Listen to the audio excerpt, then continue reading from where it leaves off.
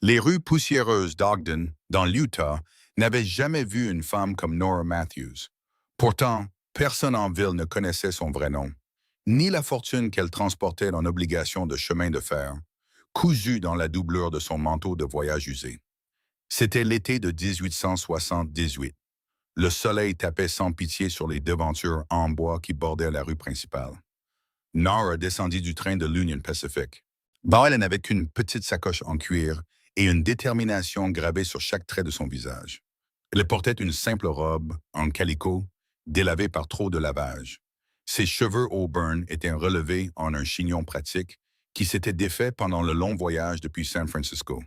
Pour quiconque l'observait, elle ressemblait à une simple ouvrière, une de celles qui partaient vers l'ouest pour trouver du travail, peut-être comme couturière ou cuisinière. Personne n'aurait deviné que cette jeune femme de 23 ans portait sur elle les titres de propriété de 3 mines d'argent. Elle possédait aussi 2 chemins de fer et plus de terre que la plupart des hommes ne pouvaient en traverser en une semaine. Nora avait ses raisons de se déguiser. Après la mort de son père 6 mois plus tôt, elle avait découvert que la richesse attirait la pire des attentions. Edgar Matthews avait bâti un empire à partir de rien. Il avait commencé avec une simple épicerie, puis s'était étendu aux mines, aux chemins de fer et à l'immobilier dans tous les territoires de l'Ouest. Quand il mourut subitement d'une crise cardiaque, Nora hérita de tout. En quelques jours, elle fut submergée de demandes en mariage. Des hommes qui ne l'avaient jamais regardée 2 fois. Des partenaires commerciaux qui voulaient soudainement renégocier des contrats.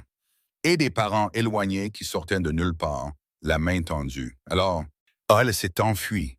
Elle a pris les documents légaux de son père. Elle a converti tout l'argent liquide qu'elle pouvait en obligations. Puis elle a acheté un billet de 3e classe vers l'Est, laissant derrière elle son manoir de San Francisco et son ancienne vie. Elle avait besoin de respirer, de réfléchir. Elle devait découvrir qui elle était, sans le poids de la fortune Matthews qui définissait chacune de ses interactions. À Ogden, personne ne connaissait Edgar Matthews. Ici, elle pouvait être simplement Nora, une femme cherchant un travail honnête. La première personne qu'elle rencontra fut Wade Vaughn, mais elle n'apprit son nom que plus tard dans l'après-midi. Elle se tenait sur le quai de la gare, plissant les yeux sous le soleil éclatant. Elle essayait de se repérer quand un chariot emballé dévala la rue. Les chevaux attelés avaient les yeux fous de panique, leurs rênes traînant dans la poussière. Le chariot lui-même était chargé de bois de charpente, qui bougeait dangereusement à chaque secousse sur la route défoncée. Les gens se sont dispersés en criant des avertissements. Et Nora, comme une idiote, est restée figée au milieu de la rue. Elle vit les chevaux foncer sur elle. Elle vit l'écume à leur bouche et le blanc de leurs yeux. Mais ses pieds refusaient de bouger. Son esprit lui hurlait de courir. « Mais si on... we've had you here. » Mais son corps refusait d'obéir. Elle était paralysée par le choc soudain du danger après tant d'années de sécurité soigneusement contrôlée. Puis quelqu'un la percuta sur le côté. Un mur solide de muscles et d'élan qui les envoya tous les deux rouler dans la poussière. Ils roulèrent 2 fois, enchevêtrés, et s'immobilisèrent contre le mur de l'épicerie générale. Le chariot passa en trombe juste à côté, les manquant de quelques centimètres. Nora resta là, haletante, avec un goût de terre et de peur dans la bouche. Son cœur battait si fort qu'elle crut qu'il allait lui transpercer la poitrine. « Vous êtes blessé ?» Il demanda une voix d'homme, rauque d'inquiétude. Elle cligna des yeux vers son sauveur et se retrouva à regarder les yeux les plus bleus qu'elle ait jamais vus. Ils étaient de la couleur du ciel juste après l'aube, clairs, vifs et inquiets. L'homme avait une mâchoire forte, couverte d'une barbe de plusieurs jours. Sa peau était bronzée par le soleil et ses cheveux bruns foncés tombaient sur son front. Il avait probablement autour de 26 ou 27 ans. Il la regardait avec une inquiétude si sincère que quelque chose se serra dans la poitrine de Nora. « Je ne crois pas », réussit-elle à dire, bien que sa voix soit plus tremblante qu'elle ne l'aurait souhaité. Il l'aida à se relever. Ses mains étaient prévenantes et respectueuses, la soutenant quand elle vacilla. « C'était -1. Vous devez être plus prudente, mademoiselle. Ces rues peuvent être dangereuses. »« Merci, » dit Nora, époussetant sa robe avec des mains tremblantes. « Mais vous m'avez sauvé la vie. Je n'ai fait que ce que n'importe qui aurait fait, » dit-il mais une légère rougeur colora ses joues. « Vous êtes nouvelle en ville? Vous venez d'arriver? Eh bien, bienvenue à Ogden. » Il sourit, et cela transforma tout son visage. Ça adoucit les traits durs qui venaient d'une vie passée au grand air. Je m'appelle Wade Vaughn. Je travaille au Ranch Triple Bar, à environ 5 miles au nord d'ici. Nora, dit-elle, puis elle hésita. Et elle ne pouvait pas donner son vrai nom de famille. Nora Morgan. Le mensonge lui vint plus facilement que prévu. Elle ressentit une pointe de culpabilité en le disant, mais Wade hocha simplement la tête, l'acceptant sans poser de questions. Vous cherchez du travail, mademoiselle Morgan, ou vous êtes juste de passage? Je cherche du travail, admit Nora. Je sais coudre, cuisiner, faire le ménage. Je suis doué avec les chiffres aussi. L'expression de Wade devint pensive. Eh bien, les Henderson qui tiennent la pension cherchent toujours de l'aide. Madame Henderson se fait vieille et elle aurait bien besoin de quelqu'un pour l'aider à la cuisine et au ménage. C'est juste au bout de la rue, le bâtiment blanc avec les volets bleus. Merci, Monsieur Vaughn. Wade, corrigea-t-il en affichant à nouveau ce sourire. Et de rien. J'espère qu'Ogden vous traitera bien, mademoiselle Morgan. Il toucha son chapeau et s'éloigna. Ses bottes soulevaient de petits nuages de poussière à chaque pas. Nora le regarda partir. Elle remarqua l'assurance tranquille de sa démarche, la façon dont ses épaules remplissaient sa chemise de coton usé, la ceinture de son pistolet portée bas sur ses hanches. Il se déplaçait comme un homme bien dans sa peau. À l'aise dans cette rude ville de la frontière, d'une manière dont elle ne s'était jamais sentie à l'aise nulle part. Elle se secoua. Elle n'était pas venue à Ogden pour soupirer après les cowboys. Elle était venue pour se trouver, pour découvrir qui était vraiment Nora Matthews sous tout cet argent et ses attentes. Une romance était la dernière chose dont elle avait besoin. Pourtant, en ramassant sa sacoche et en se dirigeant vers la pension que Wade avait mentionnée, elle se surprit à espérer le revoir. Les Henderson étaient exactement comme Wade les avait décrits. Martin Henderson était un homme bourru d'une 60aine d'années, avec des yeux bienveillants et des mains noueuses. Sa femme, Emma, était une femme rondelette aux cheveux d'argent et au sourire chaleureux. Il tenait une pension propre et respectable qui accueillait principalement des cheminots et des marchands ambulants. Quand Nora se présenta à leur porte, Emma jeta un coup d'œil à sa robe poussiéreuse et à son visage fatigué. Elle l'invita immédiatement à entrer pour prendre le thé. « Ah, nous aurions bien besoin d'aide, » admit Emma après que Nora eut expliqué ce qu'elle savait faire. « Mon arthrite me fait terriblement souffrir et Martin ne peut plus gérer tout le gros travail. »« Vous vous débrouillez avec la lessive? »« Très bien, » l'assura Nora. En vérité, elle n'avait jamais fait de lessive de sa vie avant de quitter San Francisco. Mais elle avait passé le voyage en train à étudier les autres femmes dans les wagons de 3e classe. Elle observait comment elle faisait les choses, posait des questions, elle apprenait vite, elle se débrouillerait. La paye n'est pas énorme, prévint Emma. 5 $ par semaine, plus le gîte et le couvert. Vous auriez la petite chambre au 3e étage, les repas avec nous. 5 $ par semaine. Nora possédait des bijoux qui valaient plus que ce que la plupart des gens gagnaient en une vie dans un coffre de banque à San Francisco. Mais elle hocha la tête sérieusement, ou comme si elle se demandait si 5 $ suffisaient. Cela me semble juste. Le visage d'Emma s'illumina. Merveilleux. Quand pouvez-vous commencer? Dès maintenant si vous avez besoin de moi.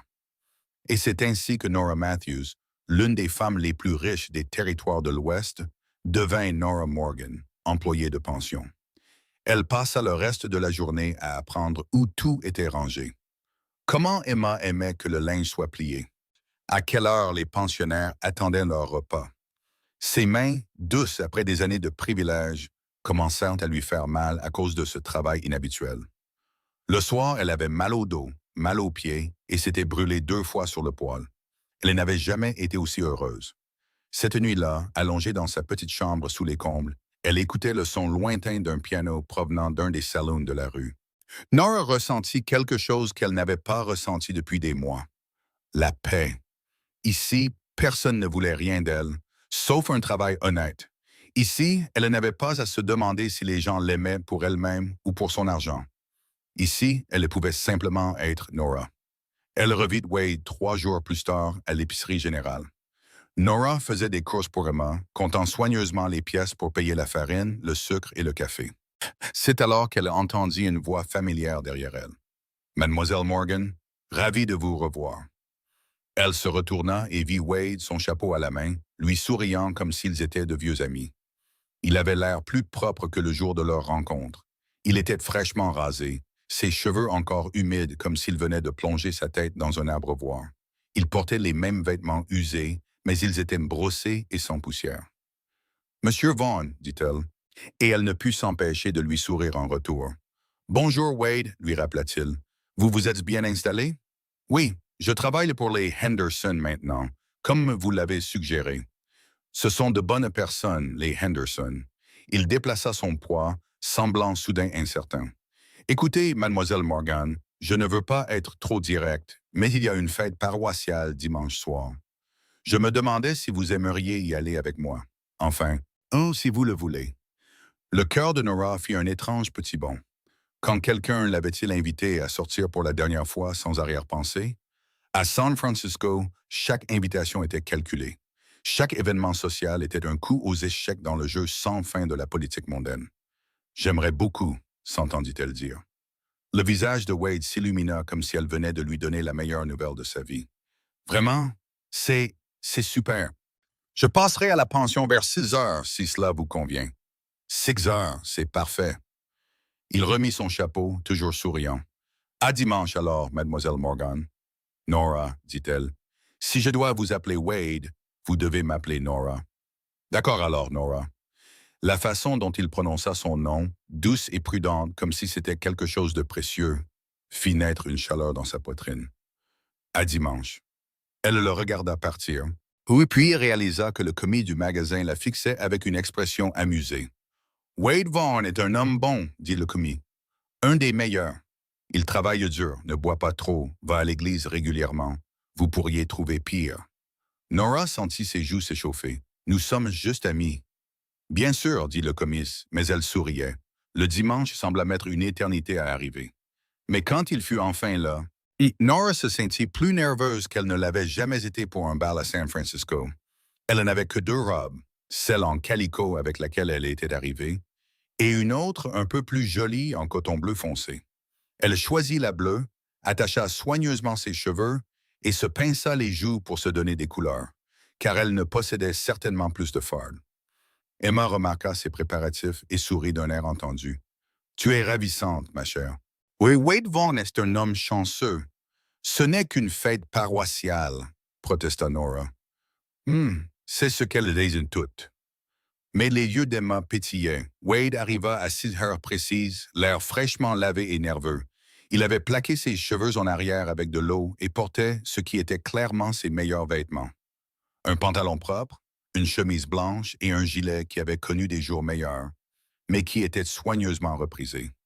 Il tenait son chapeau à la main et avait l'air si sérieux, debout sur le porche de la pension, que Nora sentit son cœur se serrer. « Vous êtes vraiment jolie, dit-il, puis il parut immédiatement embarrassé. « Désolé, ce n'était probablement pas correct de dire ça. »« C'était très correct, l'assura Nora. »« Merci.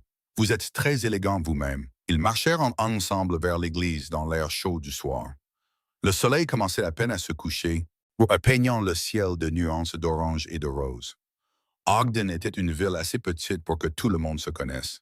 Nora sentit des yeux curieux sur eux alors qu'ils passaient. Elle entendit des chuchotements, vit des sourires entendus. À San Francisco, ce genre d'attention l'aurait rendue nerveuse, consciente que chaque mot et chaque geste étaient jugés et mesurés. Ici, cela semblait simplement amical. La fête paroissiale se tenait dans la cour derrière la petite église blanche à la lisière de la ville. Quelqu'un avait accroché des lanternes entre les arbres, et des tables avaient été dressées avec de la nourriture et de la limonade. Quelques hommes avaient apporté des instruments, et la musique remplissait l'air, vive et joyeuse. Les enfants couraient en jouant à chat, tandis que les adultes se tenaient en petits groupes, discutant et riant. Wade présenta Nora à ce qui semblait être la moitié de la ville. Il y avait le shérif Tom Brennan, un homme buriné aux yeux vifs qui la jugea rapidement et parut l'approuver. Il y avait le docteur Harrison et sa femme Mary, qui commencèrent immédiatement à interroger Nora sur ses talents de couturière, car la ville avait désespérément besoin d'une bonne couturière. Il y avait l'institutrice, Mademoiselle Peters, et le directeur de la banque, M. Carlyle, et le propriétaire du saloon Lucky Dollar, et ainsi de suite. Tout le monde était amical, l'accueillant à Ogden sans réserve. Personne ne lui demanda d'où elle venait, ni pourquoi elle était venue. Dans l'Ouest, les gens comprenaient que chacun avait ses raisons de se rendre à la frontière et il n'était pas poli de fouiner. Vous voulez de la limonade? Demanda Wade une fois les présentations terminées. S'il vous plaît. Il leur apporta à tous les deux des verres de limonade acidulés et sucrés. Ils trouvèrent une place sous un peuplier où ils pouvaient observer les festivités.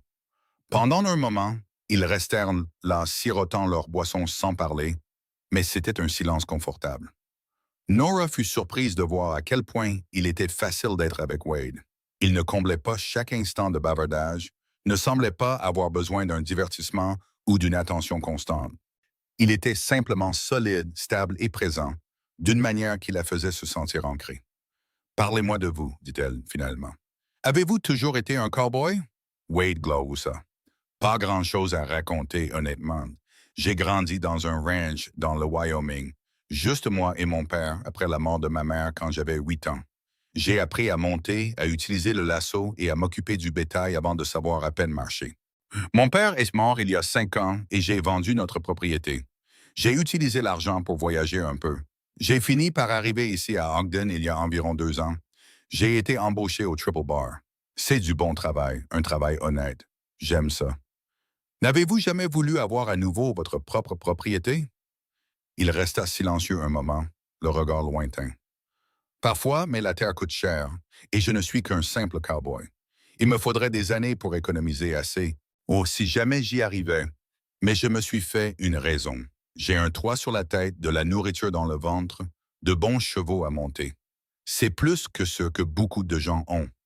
Il n'y avait aucune amertume dans sa voix, juste de l'acceptation. Nora se mit à penser à ses mines d'argent et à ses chemins de fer, toute cette richesse qu'elle n'avait jamais rien fait pour mériter. Wade travaillait du lever au coucher du soleil, accomplissant un labeur éreintant. Il ne posséderait probablement jamais plus que les vêtements qu'il portait et peut-être un bon cheval. Pendant ce temps, elle avait plus de terre qu'elle ne savait quoi en faire, héritée par un simple accident de naissance. L'injustice de la situation lui serra la poitrine. « Et vous? » demanda Wade en se tournant pour la regarder. « Qu'est-ce qui vous amène à Ogden? » Nora choisit ses mots avec soin. « J'avais besoin d'un nouveau départ. L'endroit où j'étais avant, c'était étouffant. Il y a trop d'attentes, trop de gens qui voulaient des choses de moi. J'avais besoin d'un endroit où je pouvais simplement être moi-même. » Je peux comprendre ça. Les yeux de Wade étaient pleins de sympathie. « Eh bien, j'espère que vous trouverez ce que vous cherchez ici. » « Je crois que c'est possible, » dit doucement Nora, et elle réalisa qu'elle le pensait vraiment. Les musiciens entamèrent un air plus entraînant, et les gens commencèrent à danser. Wade regarda les danseurs, puis Nora, puis de nouveau les danseurs. Ils se préparaient clairement à quelque chose. « Je ne suis pas un grand danseur, » admit-il, « mais si vous le souhaitez, je serai honoré. » Nora avait appris à danser avec des professeurs coûteux à San Francisco. Elle pouvait valser, danser la polka et exécuter des quadrilles compliqués avec une forme parfaite. Mais en regardant les gens danser à la fête paroissiale, elle vit que c'était quelque chose de différent. C'était plus simple, plus joyeux, moins soucieux de la technique parfaite et plus axé sur le simple plaisir de s'amuser. « Je ne suis probablement pas très doué non plus, » mentit-elle, « mais j'adorerais. » Wade lui prit la main, sa paume colleuse et chaude contre la sienne, et l'entraîna sur la piste de danse. Il disait la vérité sur le fait de ne pas être un grand danseur. Il était un peu maladroit, lui marchant parfois sur les pieds. Il la tenait avec le soin gauche de quelqu'un qui a peur de casser quelque chose de précieux. Mais il y avait quelque chose d'attachant dans sa concentration sérieuse. La façon dont il se mordait la lèvre en essayant de se souvenir des pas. La façon dont il s'excusait à chaque fois qu'il faisait une erreur. « Vous vous débrouillez très bien », l'assura Nora, riant quand il faillit trébucher sur ses propres pieds. « Je me ridiculise, dit-il, mais il souriait. Peut-être un peu, mais c'est charmant. » Ils dansèrent encore 3 chansons, et à la dernière, Wade s'était suffisamment détendu pour vraiment s'amuser. Quand la musique s'arrêta enfin, ils étaient tous les deux rouges, essoufflés et souriants. « Je devrais vous raccompagner, » dit Wade à contre-cœur alors que le ciel s'assombrissait et que les étoiles commençaient à apparaître. « Je ne veux pas que les gens parlent de vous si vous rentrez trop tard. » Ils retournèrent à travers les rues calmes, leurs épaules se frôlant de temps en temps. À la porte de la pension, Wade s'arrêta et se tourna vers elle. J'ai passé une très bonne soirée, Nora. Moi aussi. Pourrions-nous peut-être recommencer un de ces jours? Il y a un bal dans une grange le mois prochain, et j'adorerais vous y emmener si vous le voulez. Je le veux, dit Nora, et elle fut récompensée par un autre de ses sourires éclatants. Bonne nuit alors. Wade hésita, puis lui prit la main et déposa un doux baiser sur ses doigts, ses lèvres effleurant à peine sa peau. C'était le geste le plus chaste qui soit, mais il envoya une vague de chaleur dans tout son corps. Bonne nuit, Wade. Elle le regarda s'éloigner dans l'obscurité, puis entra, sa main picotant encore là où il l'avait embrassé. Les semaines suivantes s'installèrent dans une routine. Nora travaillait à la pension pendant la journée, apprenant les rythmes de cette nouvelle vie. Ses mains s'endurcirent avec le travail. Sa peau devint plus foncée à cause du soleil, et elle découvrit des muscles dont elle ignorait l'existence. C'était épuisant, mais elle y trouvait une satisfaction qu'elle n'avait jamais ressentie auparavant. À la fin de chaque journée, elle pouvait regarder les chambres propres, le linge plié, les repas servis, et savoir qu'elle avait accompli quelque chose de réel de ses propres mains. Wade venait en ville tous les dimanches sans faute, et ils passaient l'après-midi ensemble. Parfois, ils se promenaient le long de la rivière qui coulait à l'est de la ville, parlant de tout et de rien. Parfois, ils s'asseyaient sur le porche de la pension, et Wade lui racontait des histoires sur la vie au ranch. Des histoires de bétail têtu, de chevaux intelligents et du travail sans fin pour faire tourner des milliers d'acres. Parfois, ils restaient simplement assis dans un silence confortable, à regarder le monde passer. Nora se sentit tomber amoureuse de lui. Dans ma main, lentement, sûrement, comme l'eau qui use la pierre. Ce n'était pas la passion dramatique et théâtrale qu'elle avait lue dans les romans. C'était plus calme que ça, plus profond. C'était de la façon dont il lui tenait toujours les portes. La façon dont il l'écoutait parler, comme si ses mots étaient la chose la plus importante au monde.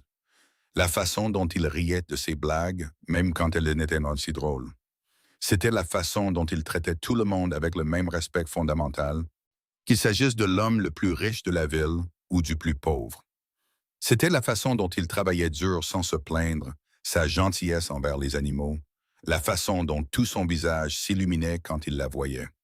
Elle avait été courtisée par des millionnaires à San Francisco, par des hommes avec des diplômes universitaires et des pedigrees familiaux remontant à des générations.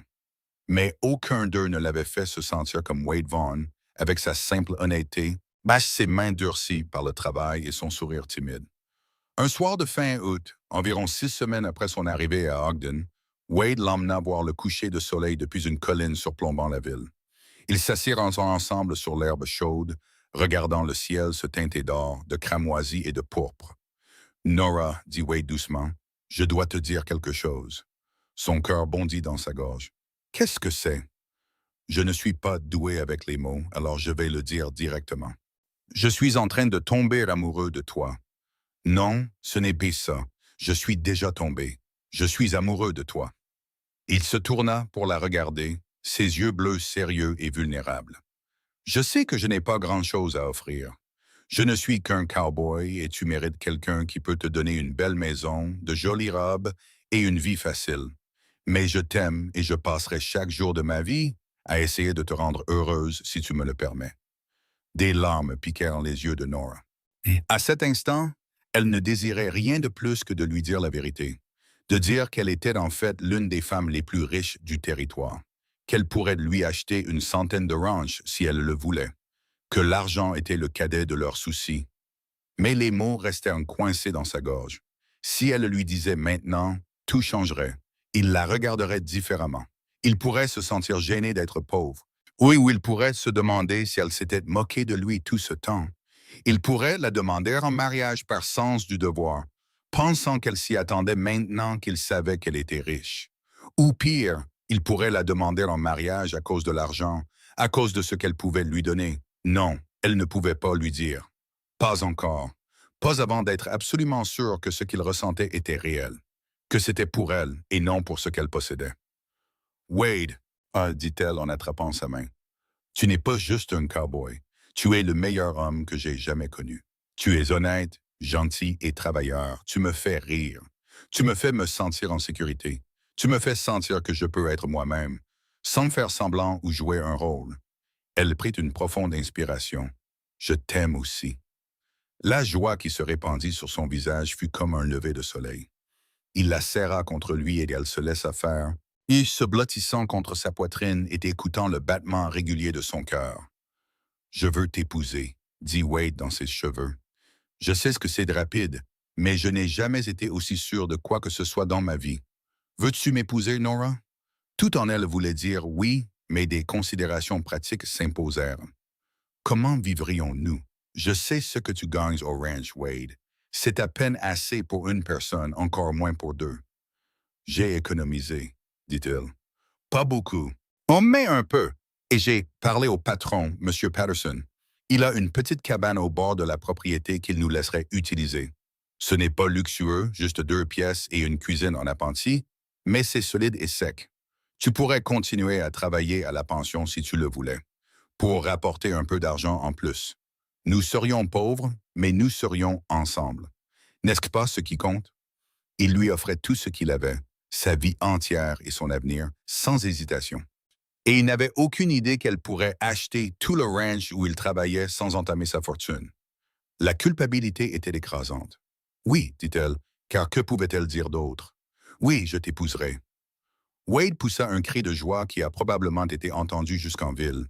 Il la souleva et la fit tourner jusqu'à ce qu'ils soient tous les deux étourdis et riants. Puis il la reposa doucement et l'embrassa, un baiser doux, tendre et plein de promesses. C'était le premier vrai baiser de Nora, et il était parfait. Ils se marièrent 3 semaines plus tard dans la même petite église où la fête avait eu lieu. Emma Henderson aida Nora à confectionner une simple robe blanche, et la moitié de la ville vint assister à la cérémonie. Nora portait des fleurs sauvages dans ses cheveux, et Wade portait ses meilleurs vêtements. Et quand ils prononcèrent leurs vœux, il y avait des larmes dans leurs 2 yeux. Nora Morgan devint Nora Vaughn. Et si quelqu'un remarqua qu'elle ne mentionna jamais d'où elle venait, ni qui était de sa famille, ils furent trop polis pour le commenter. La cabane que Wade avait mentionnée s'avéra encore plus petite qu'il ne l'avait décrite. Elle se trouvait à la lisière de la propriété du ranch Triple Bar, à une bonne heure de cheval de la ville. La pièce principale servait de cuisine, de salle à manger et de salon tout en un. La chambre était à peine assez grande pour un lit étroit et une petite commode. La cuisine en appentis avait un poêle capricieux qui fumait quand le vent soufflait mal. Toute la structure penchait légèrement vers la gauche, et quand il pleuvait, il y avait une fuite dans le plafond de la chambre qui nécessitait le placement stratégique d'un seau. C'était le moment le plus heureux de la vie de Nora.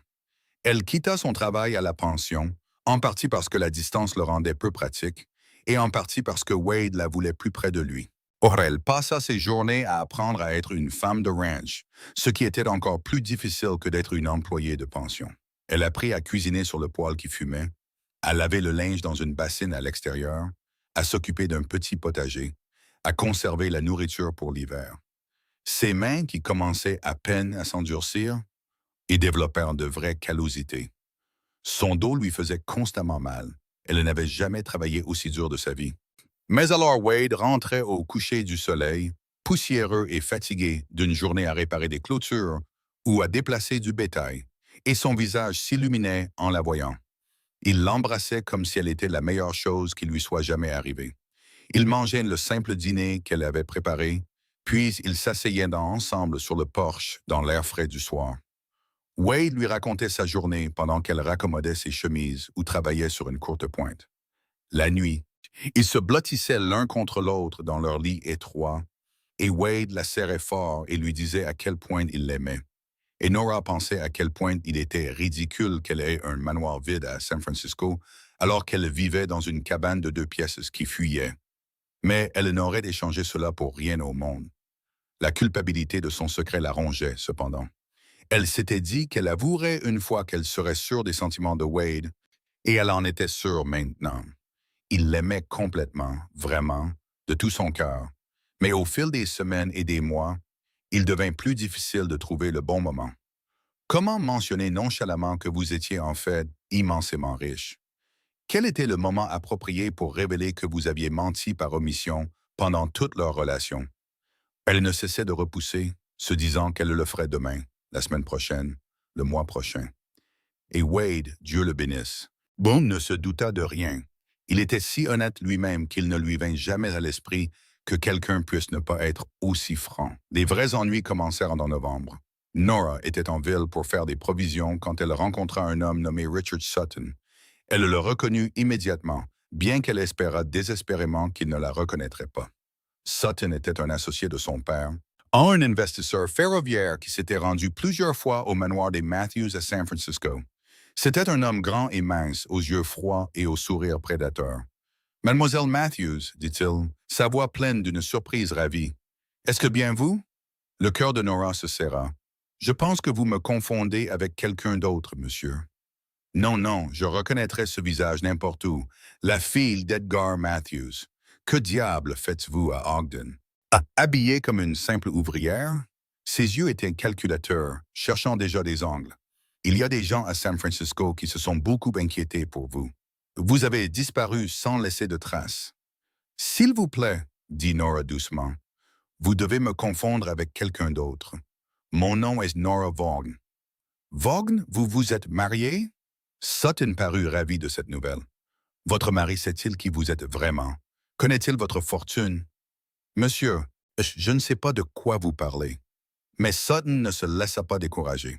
« Allons, mademoiselle Matthews, c'est un jeu bien élaboré que vous jouez. Est-ce que ça a un rapport avec la succession de votre père?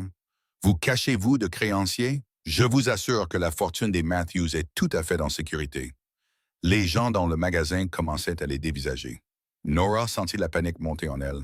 « Vous me confondez avec quelqu'un d'autre, » répéta-t-elle plus fort cette fois.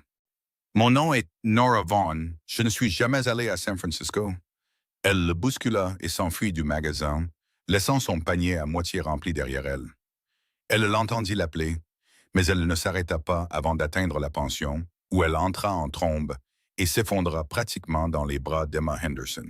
« Mon Dieu, mon enfant, que s'est-il passé? » demanda Emma alarmée. « Il y avait un homme, il pensait que j'étais quelqu'un d'autre.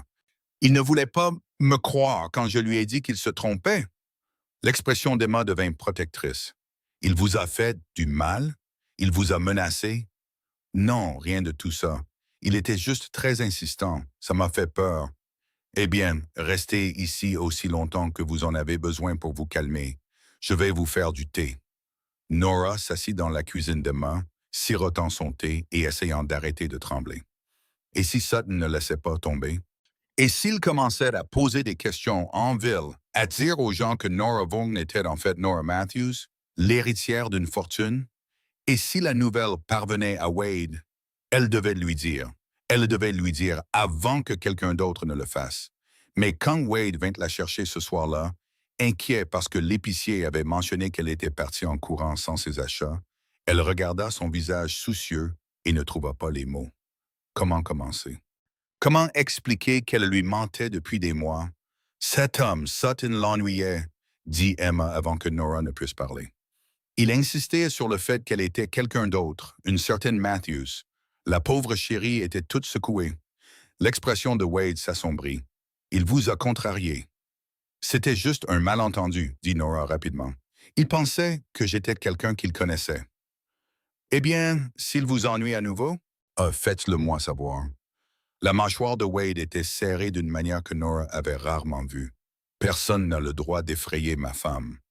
Cette nuit-là, allongée dans son lit, le bras de Wade autour de sa taille, Nora fixa le plafond et essaya de trouver le courage de parler. Mais plus le silence s'étirait, plus cela devenait difficile, jusqu'à ce que finalement l'épuisement la gagne, et elle sombra dans un sommeil agité. Elle se réveilla et constata que Wade était déjà parti, assis au travail avant l'aube comme d'habitude. Il y avait un mot sur la table, de son écriture soignée mais malhabile. Parti au pâturage nord, de retour à la nuit tombée, je t'aime. Nora plia soigneusement le mot et le glissa dans sa poche. Elle sentait le poids de sa tromperie comme une pierre autour de son cou. Richard Sutton ne laissa pas tomber. Au cours des semaines suivantes, il fit des recherches en ville. Nora l'apprit par Emma, qui l'apprit de l'épicier, qui l'apprit du directeur de la banque. Sutton posait des questions sur Nora Vaughn, d'où elle venait, comment elle avait atterri à Ogden, si elle avait de l'argent. Il s'intéressait particulièrement à son mari, ce Wade Vaughn et au genre d'homme qu'il était.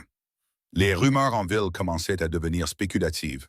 Personne ne savait trop quoi penser de l'intérêt de cet étranger pour leur nouvelle résidente. Certains pensaient que Nora fuyait peut-être une mauvaise situation, ou peut-être une famille abusive ou des fiançailles rompues. D'autres pensaient qu'elle avait peut-être été témoin d'un crime et se cachait pour sa sécurité. Les théories devenaient de plus en plus élaborées à chaque répétition. Wade entendit les ragots au ranch. Quand il rentra un soir de début décembre, son expression était troublée. « Nora, je dois te demander quelque chose, et j'ai besoin que tu sois honnête avec moi. » Son cœur s'arrêta. « Qu'est-ce que c'est? » « Cet homme, Sutton. Oui, celui qui t'a ennuyé. On dit qu'il raconte que tu es une certaine Matthews, quelqu'un de riche, et que tu t'es enfoui de San Francisco. » Wade s'assit à leur petite table, les mains jointes devant lui. « Je me fiche de ton passé. Tout le monde a des choses qu'il fuit. Mais si tu as des ennuis, j'ai besoin de le savoir pour pouvoir t'aider. » C'était le moment. Le moment où elle devait lui dire « Je ne fuis pas les ennuis », dit Nora lentement. « Du moins, pas le genre que tu imagines. » « Alors quoi? » Elle s'assit en face de lui, les mains tremblantes. « Mon nom est Nora Matthews. Richard Sutton avait raison sur ce point. Mon père était Edgar Matthews. Il possédait des mines d'argent, des chemins de fer et des milliers d'acres de terre dans tous les territoires de l'Ouest. » Elle observa le visage de Wade pendant qu'elle parlait, vit la confusion et l'incrédulité se battre avec la compréhension. « Quand il est mort, il m'a tout laissé.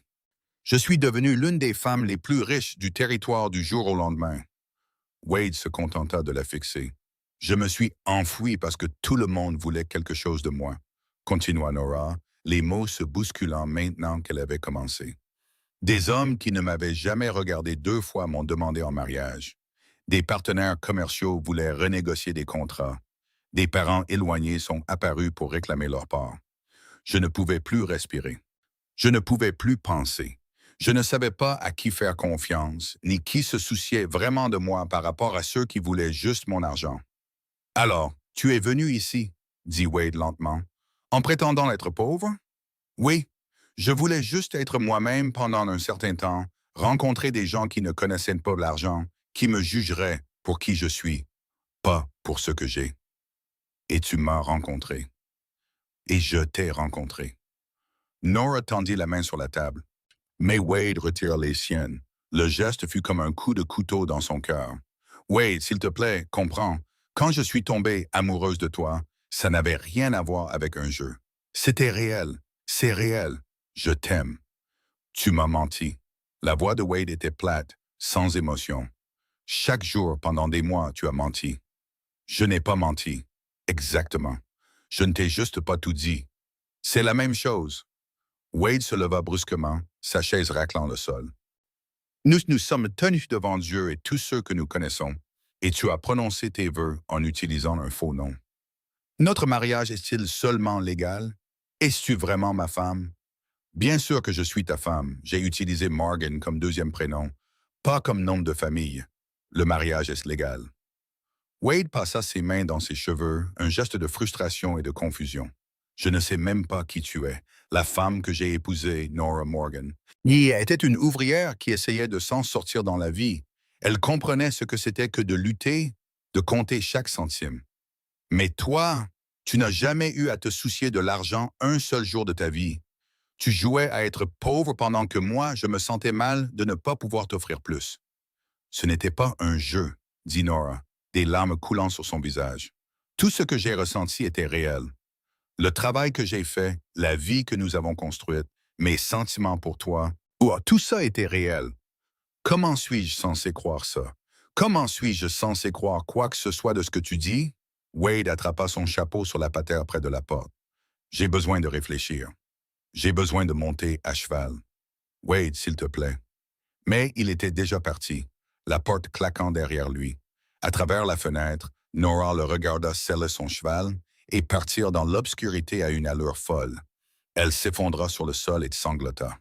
Emma Henderson la trouva le lendemain matin. Nora n'avait pas bougé de la cabane, avait à peine dormi, sursautant à chaque bruit, espérant que c'était Wade qui revenait. Mais il n'était pas revenu. Emma jeta un coup d'œil à ses yeux rougis et à son visage tiré et prit immédiatement les choses en main. Allez, ma chérie, tu retournes en ville avec moi. Je ne peux pas partir. Wade pourrait revenir. Si Wade Vaughn a un peu de bon sens, il saura où te trouver. La voix d'Emma était ferme mais gentille. Tu ne peux pas rester ici toute seule comme ça. Nora se laissa conduire au chariot d'Emma et ramener en ville. La pension lui parut étrange après des mois dans la cabane, trop grande et trop pleine de monde. Emma l'installa dans son ancienne chambre et lui apporta du thé et de la nourriture que Nora ne put manger. Les ragots atteignirent leur paroxysme. Quelqu'un avait compris que Richard Sutton disait la vérité, homme que Nora était bien l'héritière des Matthews. La nouvelle que l'une des femmes les plus riches du territoire avait vécu parmi eux comme une simple ouvrière était trop délicieuse pour ne pas se répandre. En quelques jours, tout le monde à Ogden était au courant. Certains étaient compatissants, comprenant qu'elle avait eu besoin d'échapper à la pression de sa fortune. D'autres se sentaient trompés, en colère qu'elle ait prétendu être l'une des leurs. Quelques hommes opportunistes commencèrent à se présenter à la pension avec des propositions commerciales et des opportunités d'investissement.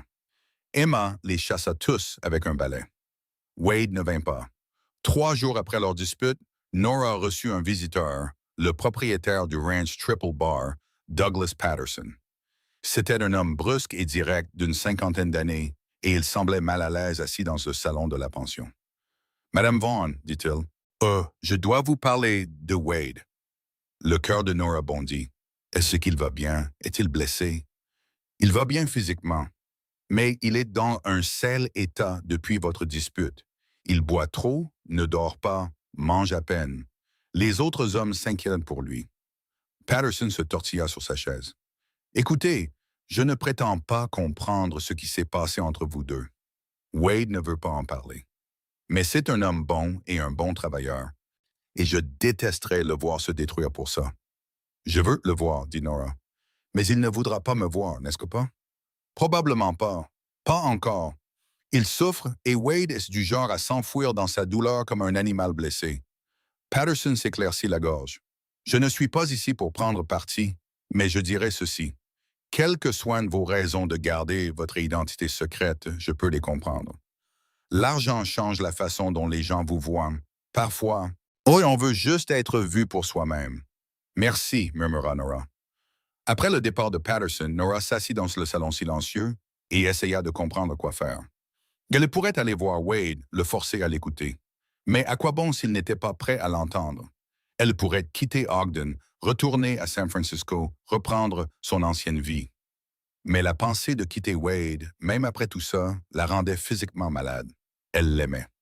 Elle l'aimait plus qu'elle n'avait jamais aimé quoi que ce soit ou qui que ce soit, et elle l'avait terriblement blessé avec sa tromperie. La solution lui vint lentement au cours des jours suivants. Si Wade se sentait trompé parce qu'elle avait de l'argent alors que lui n'en avait pas, s'il sentait que leur relation était inégale, alors elle devait changer ça. Non pas en renonçant à sa fortune, mais en donnant à Wade les outils pour construire son propre succès. Elle alla voir M. Patterson au Ranch Triple Bar. Wade était dans les pâturages, Dieu merci, donc elle n'eut pas à l'affronter tout de suite. Elle fit une offre à Patterson. Elle investirait dans l'expansion du ranch, achetant plus de terre et de bétail, à la condition que Wade Vaughn soit nommé partenaire à part entière.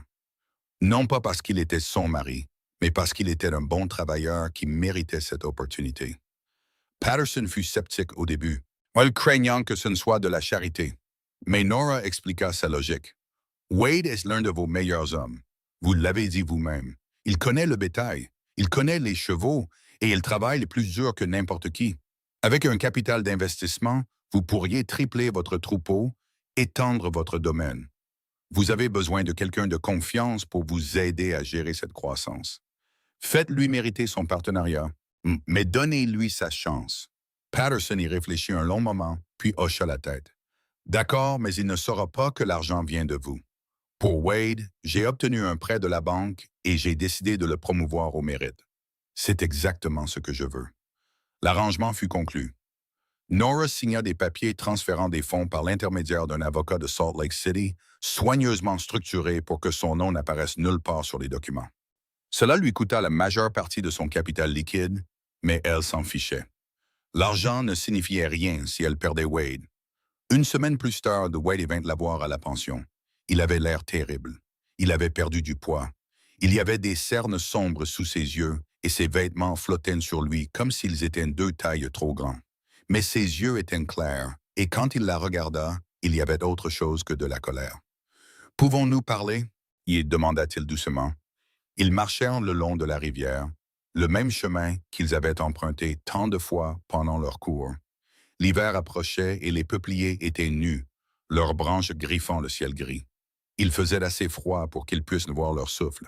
« Je suis désolé, » dit Wade brusquement, « d'être parti comme ça, de ne pas avoir écouté, pour tout. »« Tu n'as rien à te reprocher, » dit Nora. « C'est moi qui devrais être désolé. J'aurais dû te dire la vérité depuis le début. » « Non. » Wade s'arrêta de marcher et se tourna vers elle. « J'ai passé les 2 dernières semaines à réfléchir et je comprends pourquoi tu l'as fait. Tu te protégeais. Des gens essayaient de t'utiliser, de te manipuler, de profiter de toi. Tu avais besoin de savoir que quelqu'un pouvait t'aimer pour toi-même, pas pour ton argent. Je comprends ça maintenant. »« Mais j'aurais dû te le dire avant notre mariage, » dit Nora. « C'était mal de ma part. J'avais juste tellement peur que si tu savais, tout changerait. » « Ça a tout changé, » admet Wade. « L'apprendre comme ça, c'était comme si le sol disparaissait sous mes pieds. Comme si tout ce que je pensais savoir était un mensonge. Je me suis senti comme un imbécile, comme si tu avais dû te moquer de moi tout le temps. Pauvre stupide Wade, pensant qu'il subvenait aux besoins de sa femme alors qu'elle pouvait l'acheter et le vendre 100 fois.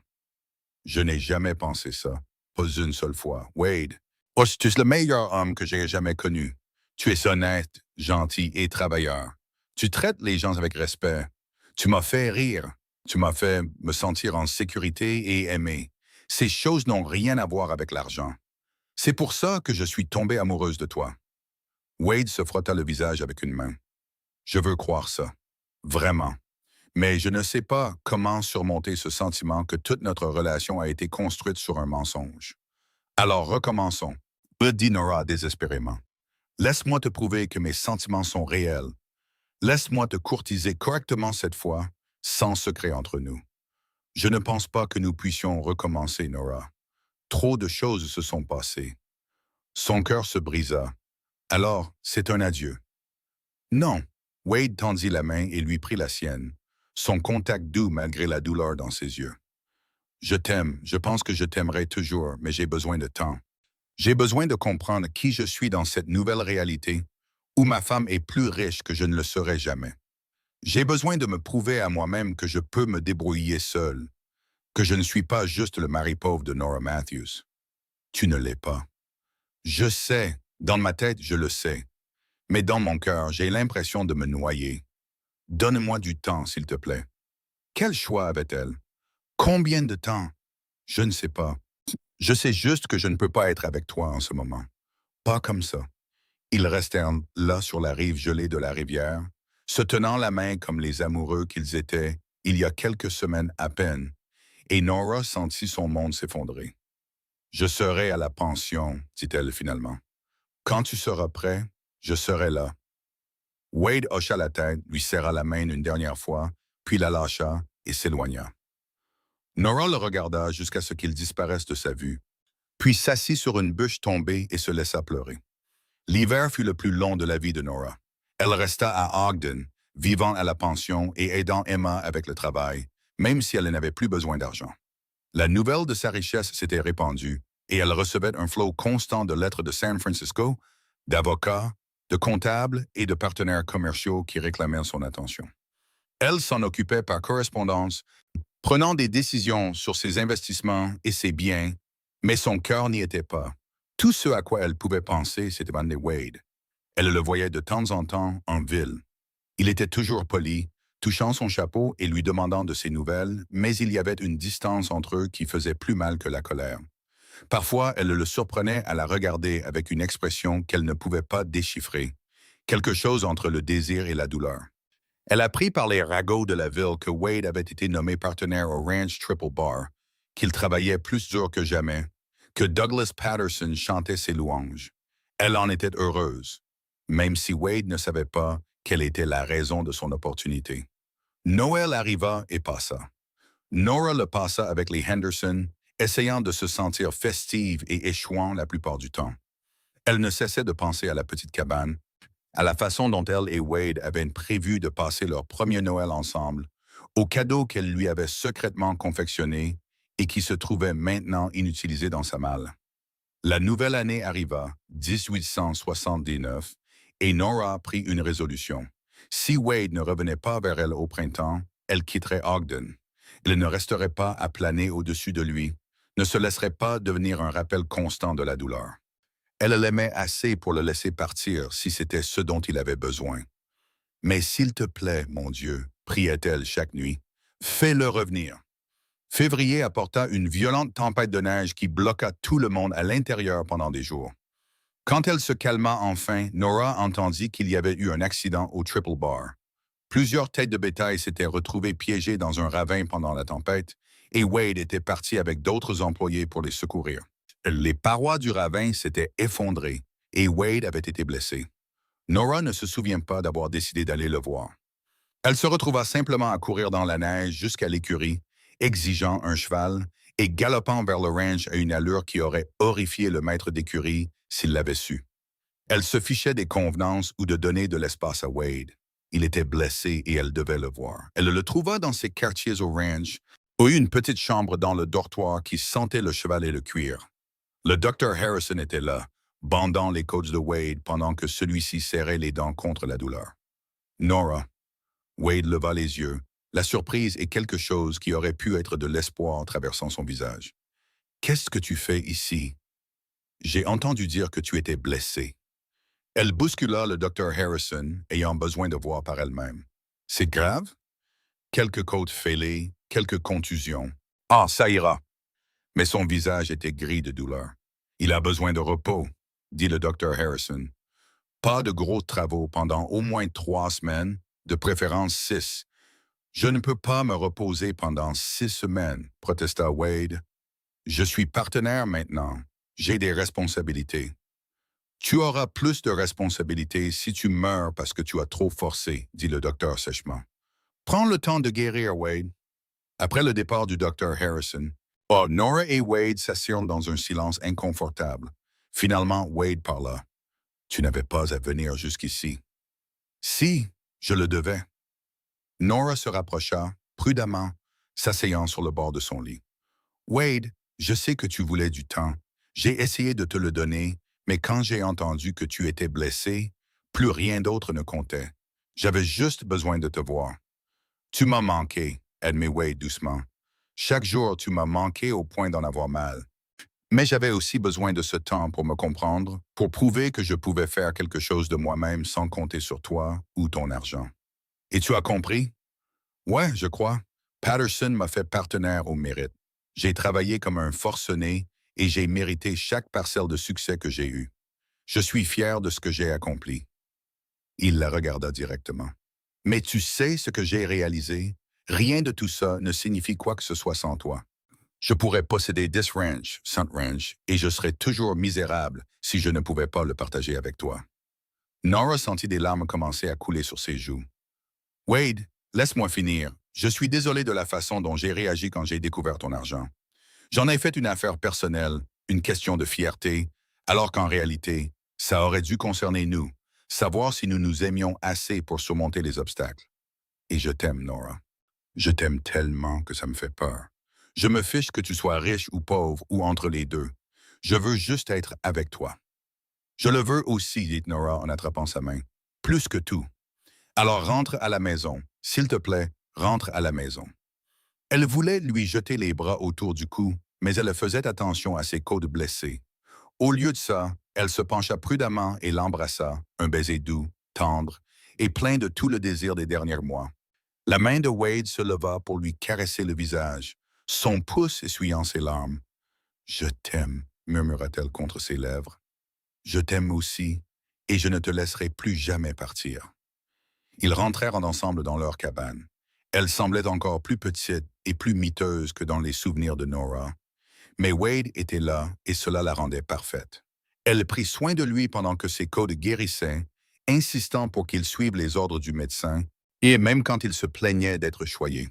Ils parlèrent pendant des heures de tout et de rien, reconstruisant la confiance qui avait été endommagée. Un soir, environ 2 semaines après l'accident, Wade aborda le sujet qu'ils avaient évité. Nora, nous devons parler de l'argent. Elle se tendit. Qu'est-ce qu'il y a? Je ne veux pas l'utiliser, dit Wade. Ton argent. Je sais que ça peut paraître stupide, mais j'ai besoin de faire mon propre chemin. Peux-tu comprendre ça? Je peux, dit Nora lentement. Mais Wade, l'argent existe. Que nous l'utilisions ou non, et j'ai des responsabilités qui vont avec. J'ai des mines, des chemins de fer à mort et des centaines d'employés qui dépendent de moi. Je ne peux pas simplement ignorer ça. Je ne te le demande pas. J'ai juste besoin de savoir que ce que je le construis de mes propres mains. J'ai besoin de savoir que lorsque nous aurons une maison, un ranch ou quoi que ce soit d'autre, ou ce sera parce que nous l'aurons mérité ensemble, pas parce que tu l'as acheté. Alors nous ferons comme ça, dit Nora. Nous vivrons de ce que tu gagnes en tant que partenaire au Triple Bar. Je gérerai la succession de mon père par correspondance, mais nous ne dépenserons pas cet argent pour nous-mêmes. Qu'en penses-tu? Wade y réfléchit. Et plus tard, je veux dire, nous pourrions avoir des enfants un jour. Ne veux-tu pas qu'ils aient des avantages? Ce que je veux, c'est qu'ils grandissent avec un père qui leur apprend la valeur du travail acharné et de l'intégrité. Ils hériteront de la fortune des Matthews un jour, mais d'ici là, donnons-leur une enfance aussi normale que possible. Tu serais vraiment prête à vivre comme ça? Wade fit un geste vers leur minuscule cabane. Alors que tu pourrais avoir des manoirs? Je vivrais dans une tente si ça signifiait être avec toi, dit Nora fermement. L'argent ne me rend pas heureuse, Wade. C'est toi qui me rends heureuse. Il la serra contre lui, attentif à ses côtes, encore en guérison, et lui embrassa le sommet de la tête. Je ne te mérite pas. Tu mérites tout ce qu'il y a de bon dans le monde, et je vais passer le reste de ma vie à te le prouver. Ils s'installèrent dans leur nouvelle vie ensemble, plus forts pour avoir surmonté la tempête. Le partenariat de Wade au Triple Bar prospéra. Il travailla dur. On apprit le côté commercial de l'élevage et se révéla inestimable pour Patterson. Nora gérait sa succession à distance, prenant des décisions judicieuses qui augmentaient sa fortune déjà considérable, mais il vivait simplement dans les limites des revenus de Wade. La ville oublia lentement le scandale de la richesse cachée de Nora. Elle redevint simplement Nora Vaughn, la femme de Wade Vaughn, ou celle qui aidait parfois à la pension et apportait toujours d'excellentes tartes aux fêtes paroissiales. Les gens cessèrent de la traiter comme une curiosité et commencèrent à la traiter comme une voisine. Au printemps de 1879, ils commencèrent à construire une maison. Pas un manoir, juste une modeste maison de ranch sur des terres qui faisaient partie du partenariat de Wade avec le Triple Bar. Et Wade et les autres employés du ranch firent la plupart du travail eux-mêmes. Et Nora aida quand elle le pouvait, transportant des planches et plantant des clous aux côtés des hommes. Cela leur prit 3 mois. Mais quand ce fut terminé, ils avaient une vraie maison. 3 chambres, une vraie cuisine, un salon et un porche qui donnait sur la vallée. C'est parfait, dit Nora alors qu'ils se tenaient sur le porche lors de leur première nuit dans la nouvelle maison. C'est à nous, dit Wade, son bras autour de sa taille. Chaque planche, chaque clou. Nous avons construit ça ensemble. Cette nuit-là, ils inaugurèrent leur nouvelle maison comme il se doit. Et 9 mois plus tard, en février 1880, Nora donna naissance à un fils. Ils le nommèrent William, d'après le père de Wade, et il avait les yeux bleus de son père et les cheveux auburn de sa mère. Être mère était plus difficile que n'importe quel travail que Nora avait jamais fait, et plus difficile que de gérer une pension ou une succession. William avait des coliques et dormait à peine, et il y avait des nuits où Nora faisait les 100 pas avec lui, si épuisée qu'elle pouvait à peine voir clair. Mais alors il la regardait avec ses yeux bleus, où Wade revenait de la grange et prenait le bébé pour qu'elle puisse se reposer. Et tout semblait en valoir la peine. Ils eurent 2 autres enfants au cours des 5 années suivantes, ou une fille nommée Grace en 1882 et un autre fils nommé Thomas en 1884. La maison qui avait semblé si spacieuse devint pleine de bruit, de chaos et d'amour. Wade était un père merveilleux, patient et joueur, apprenant à ses enfants à monter à cheval, à utiliser le lasso et à traiter les animaux avec gentillesse.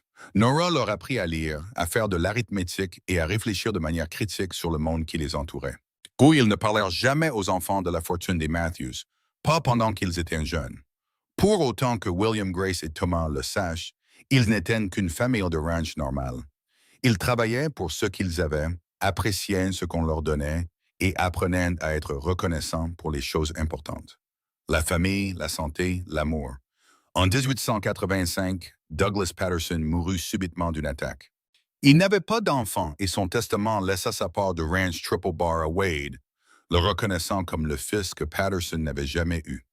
Wade fut anéanti par la perte de son mentor et ami, mais il sentait aussi le poids de la responsabilité. Il était maintenant le propriétaire majoritaire de l'un des plus grands ranchs du territoire. « Je n'aurais rien pu faire de tout ça sans toi », dit-il à Nora le soir après les funérailles de Patterson. « Tu m'as donné la chance de faire mes preuves, même quand j'étais trop têtu et fier pour le voir. »« Tu as fait tes preuves toute seule, dit Nora. J'ai juste fait en sorte que tu aies l'opportunité. » Wade la regarda vivement. « Qu'est-ce que tu veux dire? » Et ainsi, finalement, 10 ans après l'avoir fait, Nora dit la vérité à Wade sur l'origine du capital d'expansion de Patterson. Elle expliqua comment elle avait investi dans le ranch, comment elle avait insisté pour que Wade soit nommé partenaire au mérite, comment elle avait tout structuré pour que Wade ne le sache jamais. Elle se prépara à la colère, mais Wade se contenta de rire. Cela commença par un petit rire et se transforma en un rire profond et secouant qui fit couler des larmes sur son visage. « Bien sûr que tu l'as fait, » dit-il quand il put enfin parler. « Oh, bien sûr que tu as trouvé un moyen de tout me donner tout en me faisant croire que je l'avais mérité par moi-même. C'est la chose la plus toi que j'ai jamais entendue. Es-tu en colère? » « Non, je devrais probablement, mais je ne le suis pas, parce que tu avais raison. Si tu m'avais simplement donné un ranch, je me serais senti comme un assisté, mais de cette façon, j'ai travaillé pour ça. Je l'ai mérité. Le fait que tu l'aies rendu possible ne change rien au travail que j'ai fourni. » Il la serra contre lui. « Merci d'avoir cru en moi, même quand je ne croyais pas en moi-même. »« Toujours, » murmura Nora. En 1890, quand William eut 10 ans, Wade et Nora décidèrent qu'il était temps de dire aux enfants la vérité sur la fortune de leur mère. Ils les firent asseoir un soir après le dîner et leur expliquèrent tout. Qui était Edgar Matthews, ce que Nora avait hérité, et comment elle et Wade s'étaient rencontrés et étaient tombés amoureux avant qu'ils ne connaissent l'argent. William, toujours le plus pragmatique, demanda « Est-ce que ça veut dire qu'on est riche? » « Ça veut dire que votre mère est riche, » corrigea Wade. « Et un jour, vous hériterez de cette richesse. Mais d'ici là, nous vivons comme nous avons toujours vécu. Vous travaillerez pour ce que vous voulez, et vous l'apprécierez d'autant plus de l'avoir mérité. » Grace, qui avait 8 ans et était romantique, demanda « As-tu vraiment fui un manoir pour vivre dans une cabane? » « Oui, » confirma Nora, « parce que je préfère vivre dans une cabane avec votre père qu'un manoir sans lui. » Thomas, qui n'avait que 6 ans, voulait juste savoir s'il pouvait avoir un chiot. Les enfants s'adaptèrent à cette nouvelle à leur manière. William devint curieux des affaires et commença à poser des questions à Nora sur la gestion de ses investissements. Grace se mit à écrire des histoires dramatiques sur des princesses qui renonçaient à leur royaume par amour. Thomas eut son chiot et resta béatement indifférent à tout ce qui ne concernait pas les animaux ou le plein air. La vie continua son rythme régulier. Le ranch prospéra sous la direction de Wade. Les enfants grandirent. La fortune de Nora continua de croître également, bien qu'ils vivent toujours simplement, épargnant et investissant la majeure partie. Ils étaient heureux. Et en 1895, alors que William avait 15 ans, Grace 13 et Thomas 11, Nora mena enfin sa famille à San Francisco. Il était temps de voir le manoir des Matthews, de comprendre d'où venait Nora et ce à quoi elle avait renoncé. Les enfants furent émerveillés par la ville, par le manoir avec ses dizaines de pièces et ses hectares de jardins manucurés. Ils ne pouvaient pas croire que leur mère avait grandi dans un tel endroit. Wade resta silencieux pendant qu'il visitait la maison, qui avait été entretenue par un personnel réduit pendant toutes ces années. Il savait intellectuellement que Nora était riche, mais voir la preuve physique de cela était différent. « Est-ce que ça te fait regretter que les choses soient différentes? » lui demanda Nora doucement, alors qu'il se tenait dans le hall d'entrée au sol de marbre. « Pas le moins du monde, » dit Wade en lui prenant la main. « C'est une belle maison, mais ce n'est pas un foyer, pas comme ce que nous avons. » Ils restèrent à San Francisco pendant 2 semaines, s'occupant des affaires et permettant aux enfants de découvrir la vie citadine. Mais tout le monde fut soulagé de retourner à Ogden, à leur ranch, à leur maison simple et à leur routine familière. Je ne veux jamais vivre là-bas, annonça Grace alors qu'ils arrivaient devant leur maison. Tu pourrais changer d'avis en grandissant, dit Nora. Non, c'est ici chez nous. Cet endroit n'est qu'un bâtiment. Wade croisa le regard de Nora par-dessus la tête des enfants et sourit. Ils avaient bien fait quelque chose. Les années passèrent. William devint un jeune homme sérieux avec le sens des affaires.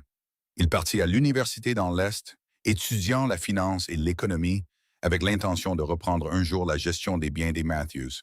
Grace devint enseignante, travaillant dans la petite école d'Ogden. Thomas, à la surprise de personne, devint éleveur comme son père, reprenant la gestion quotidienne du Triple Bar. Wade et Nora vieillirent ensemble. Leurs cheveux devinrent gris, leurs corps ralentirent, mais leur amour ne faiblit jamais. Ils s'asseyaient toujours ensemble sur le porche chaque soir, regardant le soleil se coucher sur la vallée. Ils se tenaient toujours la main comme des jeunes mariés. Ils se regardaient toujours avec le même émerveillement et la même gratitude. En 1903, ils célébrèrent leur 25e anniversaire de mariage. Les enfants leur organisèrent une fête, invitant tout le monde d'Ogden et des ranchs environnants. Emma Henderson, maintenant dans ses 80 ans, porta un toast.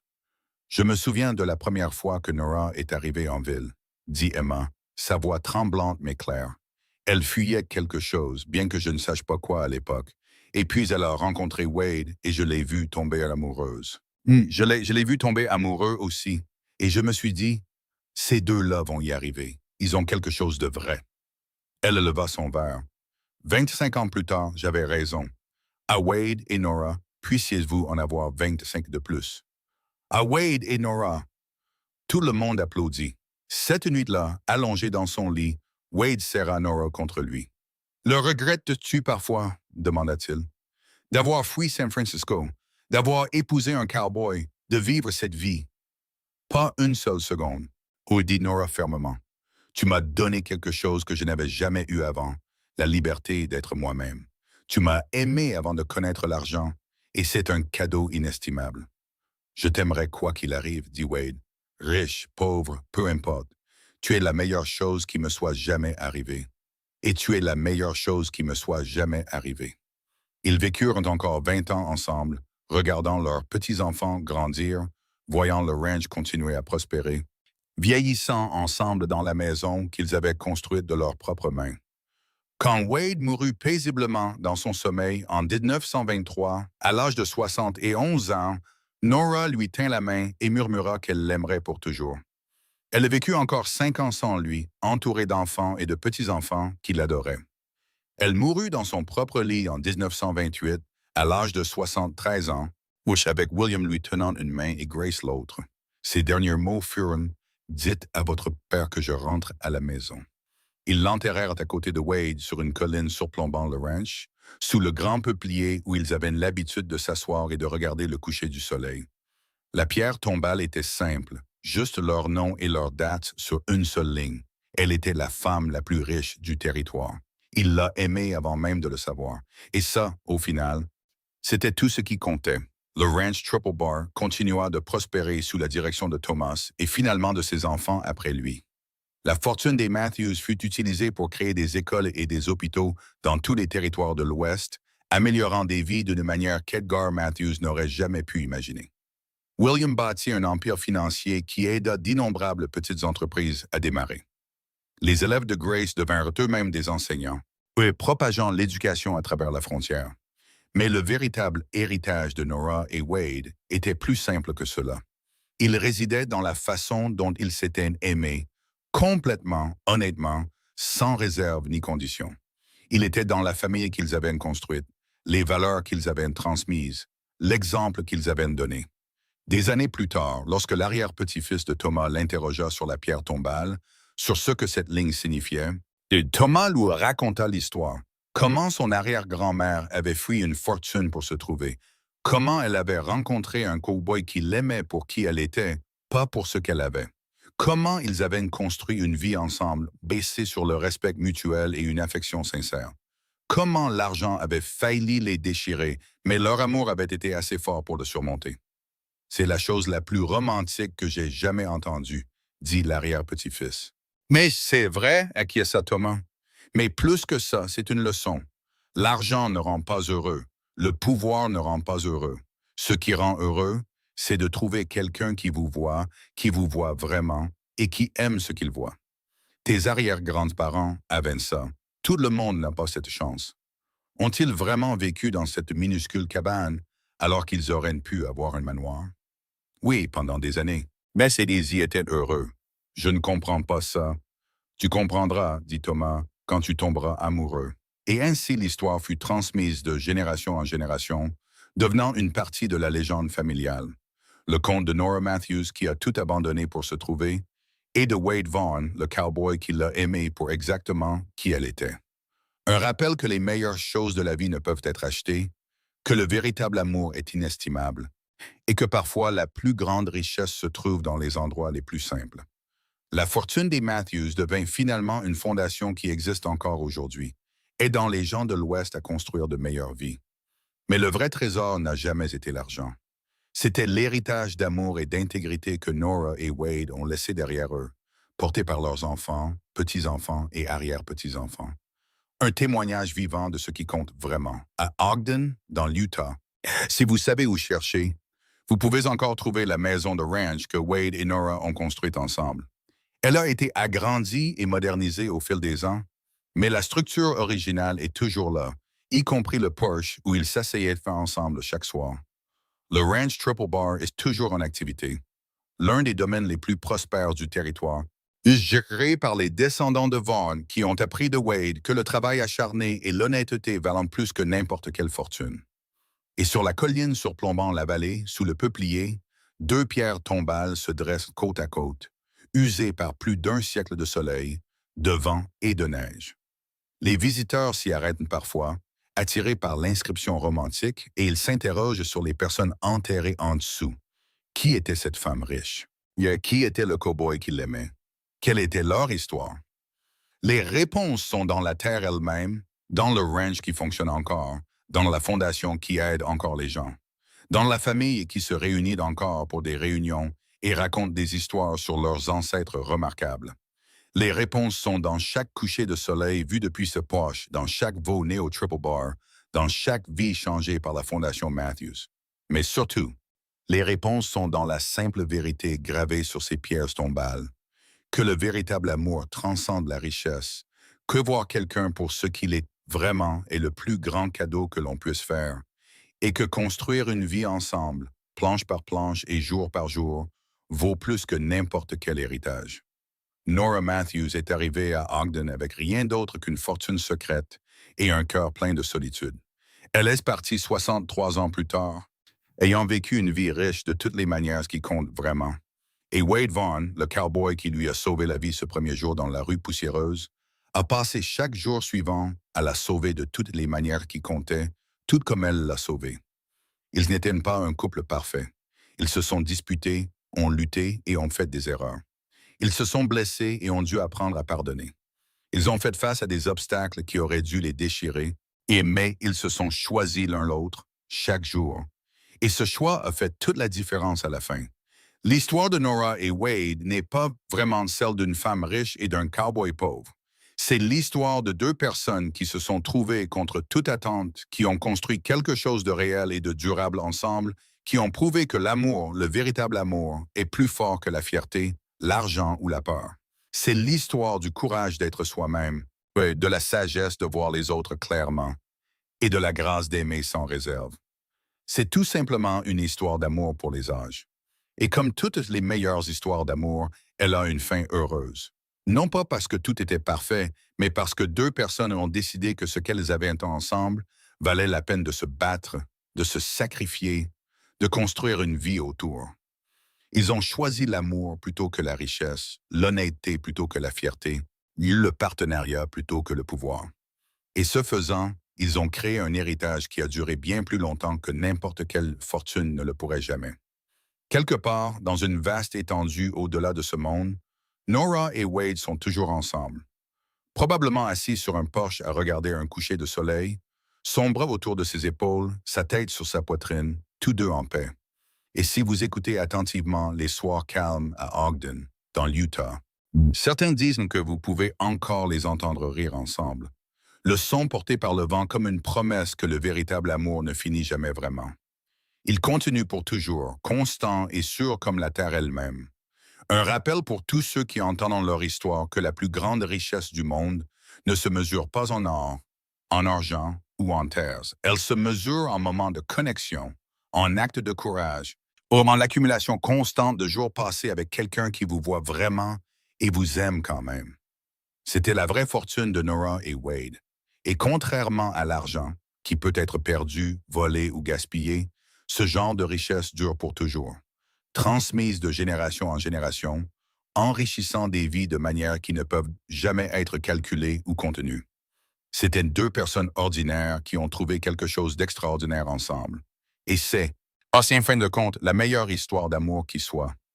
Une qui nous rappelle à tous que nous sommes capables de créer nos propres fins heureuses. Un choix, un jour, un acte de courage à la fois. Le soleil se couche chaque soir sur le ranch Triple Bar, peignant le ciel d'or et de cramoisi, tout comme il l'a fait ce premier soir où Wade et Nora se sont assis ensemble sous le peuplier. La terre perdure, l'histoire perdure. Et quelque part dans le tissu du temps et de la mémoire, l'amour d'un cowboy et de la femme la plus riche du territoire perdure aussi, éternel et inébranlable. Une lueur d'espoir pour quiconque s'est déjà demandé si le véritable amour existait vraiment. Il existe, Nora et Wade l'ont prouvé, et leur héritage perdure. Non pas dans la fortune qu'elle a laissée derrière elle, mais dans l'amour qu'ils ont partagé et l'exemple qu'ils ont donné à tous ceux qui sont venus après eux. Ils nous ont montré que les meilleures choses de la vie ne peuvent être achetées, que voir quelqu'un clairement est un acte d'amour, et que construire une vie ensemble, jour après jour et moment après moment, est la plus grande aventure de toutes.